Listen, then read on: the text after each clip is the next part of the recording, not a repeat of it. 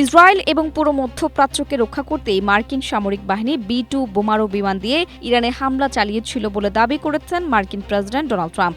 মার্কিন গণমাধ্যম ফক্স নিউজকে দেওয়া এক সাক্ষাৎকারে ট্রাম্প তার এই পদক্ষেপের পক্ষে যুক্তি দিয়ে বলেন, ওই সময় হামলা না চালালে এতক্ষণে ইরানের হাতে পারমাণবিক অস্ত্র চলে আসতো এবং ইসরায়েল ও মধ্যপ্রাচ্যের কোনো অস্তিত্ব থাকতো না।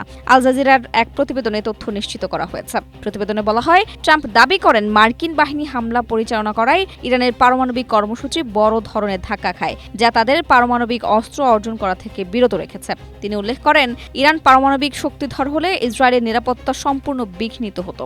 ফলে ইসরায়েলকে বাঁচানোর জন্যই এই আক্রমণটি জরুরি ছিল বলেও মন্তব্য করেন তিনি।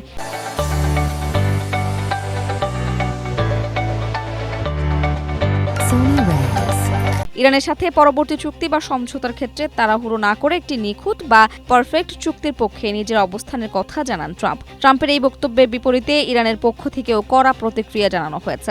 ইরানের Islamic Revolutionary Guard Corps IRGC সতর্ক করেছে যে পুনরায় কোনো হামলা চালানো হলে তাদের পাল্টা আঘাতের লক্ষ্যবস্তু মধ্যপ্রাচ্যের আঞ্চলিক সীমানা ছাড়িয়ে শত্রুদের কল্পনার বাইরে চলে যাবে।